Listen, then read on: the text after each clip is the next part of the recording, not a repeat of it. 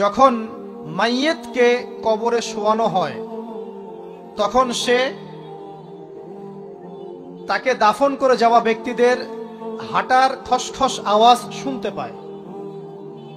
এরপরে তাকে যখন শুইয়ে দেওয়া হয়, সে যদি মুমিন ব্যক্তি হয় তাহলে তার মাথার দিকে তার সলাত এসে দাঁড়িয়ে যায়।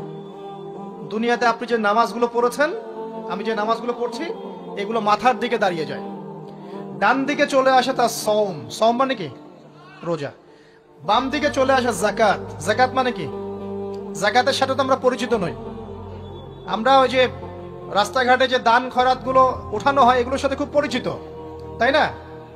তারপরে পায়ের দিকে চলে আসবে তার আত্মীয়তার সম্পর্ক রক্ষার ইবাদত, তার এই যে অন্যান্য দান সদকা, তার নফল আমল, তার তাসবিহ তাহলিল, তার কোরআন তেলাওয়াত ইত্যাদি পায়ের দিকে চলে আসবে।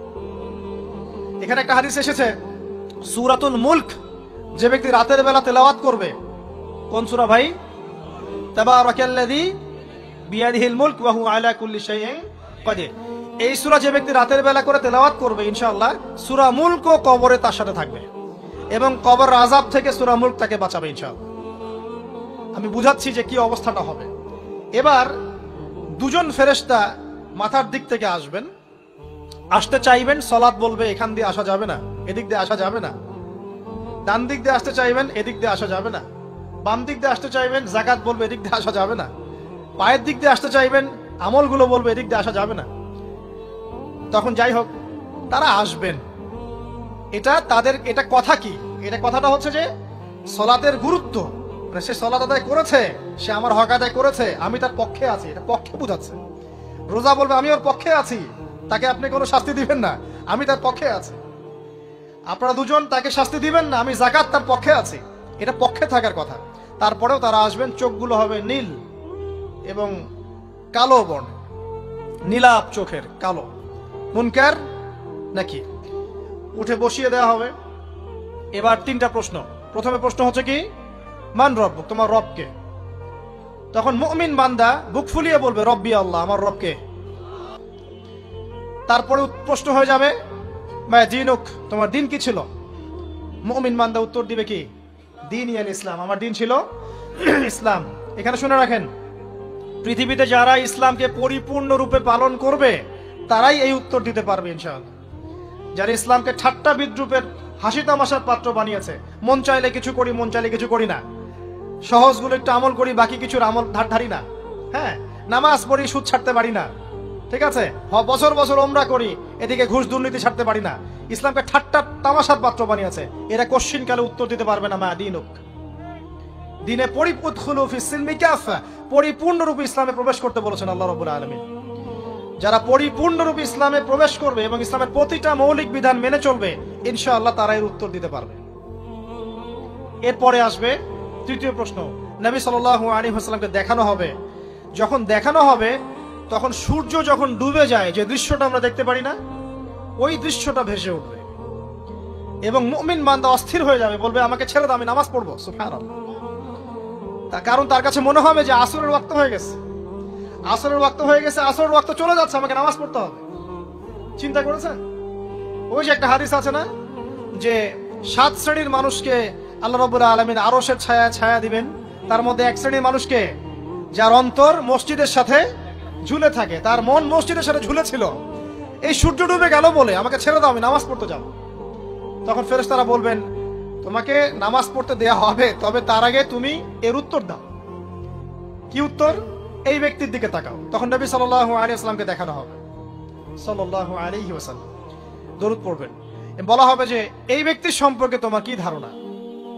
মান হাযা রাজুলু বুইসা ফীকুম, এই ব্যক্তি কে, যাকে তোমাদের কাছে পাঠানো হয়েছিল? মুমিন ব্যক্তি নির্দ্বিধায় বলে দিবে যে তিনি হচ্ছেন আমার নবী মুহাম্মদুর রাসূলুল্লাহ সাল্লাল্লাহু আলাইহি ওয়াসাল্লাম। দেখুন, পৃথিবীতে যে বা যারাই নবী সাল্লাল্লাহু আলাইহি ওয়াসাল্লামের সুন্নতের উপর আমল করবে, ইনশাআল্লাহ সে তার উত্তর দিতে পারবে। দুনিয়াতে যারা নবীর সুন্নতের 5 পয়সা পরোয়া করছে না, তার আদর্শের 5 পয়সা দাম দিচ্ছে না, তারা কোশ্চিনকালে উত্তর দিতে পারবে না। নাম হতে পারে আব্দুর রহমান, আব্দুর রহিম, নবীর সুন্নতের ধার ধারে না, তারা উত্তর দিতে পারবে না। নবীর সুন্নতের গুরুত্ব কত গভীর, এটা আমাদেরকে এখান থেকে বুঝতে হবে। তাই প্রিয় যুবক ভাইরা, মুসলিম ভাইরা, আমাদের জীবনটাকে নবীর আদর্শ এবং সুন্নতে ঢেলে সাজাতে হবে। সকাল থেকে সন্ধ্যা পর্যন্ত প্রতিটা কাজ করব কার তরিকায়? রাসূলের তরিকা। নামাজ পড়বো তার তরিকায়, রোজা, সিয়াম, হজ, জাকাত, আমল, মুআমালাত, আখলাক সব কার তরিকায়? নবী সাল্লাল্লাহু আলাইহি ওয়াসাল্লামের তরিকা অনুযায়ী ইনশাআল্লাহ। আল্লাহ পাক তৌফিক এনায়েত করুন, আমিন। এবার ফেরেশতা দুজন জিজ্ঞাসা করবেন অবাক হয়ে যে তুমি কিভাবে এটা জানলে, তুমি কিভাবে এই তিনটা প্রশ্নের উত্তর দিতে পারলে? কারণ বেশিরভাগ মানুষ তো উত্তর দিতে পারবে না, বেশিরভাগ মানুষই এই উত্তর দিতে পারবে না। কারণ কিয়ামতের মাঠে 1999 জন মানুষ জাহান্নামে যাবে, নাউজুবিল্লাহ। তো এটা কঠিন পরীক্ষা। আল্লাহ রাসূল সাল্লাল্লাহু আলাইহি ওয়াসাল্লাম বলেছেন যে নিশ্চয়ই তোমাদেরকে এখানে পরীক্ষায় ফেলা হবে, আর তোমরা যদি এই পরীক্ষা জেনে তোমাদের মৃতদেরকে দাফন করা থেকে বিরত না থাকতে, তাহলে আমি তোমাদেরকে শুনিয়ে দিতাম কবরে কেমন পরীক্ষা হয়। মানে যদি আমরা শুনতে পারতাম যে কবরে কেমন পরীক্ষা হয়, আমরা ভয়ে আমাদের মৃতদেরকে দাফন পর্যন্ত করতাম না। এটা নবীজি বলছেন সাল্লাল্লাহু আলাইহি ওয়াসাল্লাম। তাকে জিজ্ঞাসা করা হবে যে তুমি কিভাবে জানলে এটা? বেশিরভাগ মানুষ তো পারে না উত্তর দিতে। তখন সেই ব্যক্তি বলে বসবে, সেই ব্যক্তি বলবে যে করাতু কিতাব আল্লাহ, আমি আল্লাহর কিতাব এই কোরআন পড়েছি। মুমিন বলবে আমি আল্লাহর কোরআন পড়েছি, ফাআমানতু বিহি, আমি এর উপর ঈমান এনেছিলাম, ওয়া সাদ্দাকতু, এবং সত্যায়ন করেছিলাম। সুবহানাল্লাহ। অতএব দুনিয়াতে যারা দ্বীনের জ্ঞান অর্জন করছে না, কোরআন পড়ছে না, হাদিস পড়ছে না, পড়াশোনার চেষ্টা করছে না, জানার চেষ্টা করছে না, কবরে পাওয়ার ডিফিকাল্ট আছে। এটা একটা অন্যতম প্রশ্ন। আমরা কিন্তু মনে করি তিনটা প্রশ্ন হচ্ছে, আসলে প্রশ্ন হচ্ছে কয়টা? চারটা। তিনটার পরে আরো একটা এক্সট্রা। কিভাবে জানলে? তখন উত্তর দিচ্ছে আমি আল্লাহর কিতাব পড়েছি, ঈমান এনেছি, সত্যায়ন করেছি। সুবহানাল্লাহ। নবী সাল্লাল্লাহু আলাইহি ওয়াসাল্লাম হাদিসের পরের অংশে বলছেন যে যখন কাফের বান্দাকে উঠানো হবে, তখন ডানেও কিছু নাই, বামেও কিছু নাই, সামনে পিছনে কিচ্ছু নাই। মাথার দিক থেকে ফেরেশতারা চলে আসবেন, উঠিয়ে বসানো হবে, প্রশ্ন করা হবে কে তোমার রব? একটাই উত্তর, লা আদরি, আমি জানি না। নাউজুবিল্লাহ। কি তোমার দিন? লা আদরি, আমি জানি না। এই যে আল্লাহর তো খবর নাই, আল্লাহ পাকের বিধান মেনে চলার কোনো খবরই নাই, পরোয়াই নাই। সে জানবে কিভাবে ইসলাম কি জিনিস? সে জানবে কিভাবে আল্লাহ কি জিনিস? ও তো আল্লাহকে চিনেই না। দিব্যি বলে বেড়াচ্ছে মহাবিশ্ব সৃষ্টি হয়েছে বিগ ব্যাং থেকে, আল্লাহ বলে কেউ নাই। মানুষ সৃষ্টি হয়েছে বান্দর থেকে, নাউজুবিল্লাহ। কিভাবে উত্তর দিবে মান রব্বুক? 3 নাম্বার প্রশ্ন যখন করা হবে এই ব্যক্তিকে, দেখো দেখি, সে বলবে যে আমি জানি না এই ব্যক্তিকে, তবে শুনেছিলাম, মানুষের মুখে শুনেছিলাম, মানুষ যা বলতো আমি তাই বলতাম।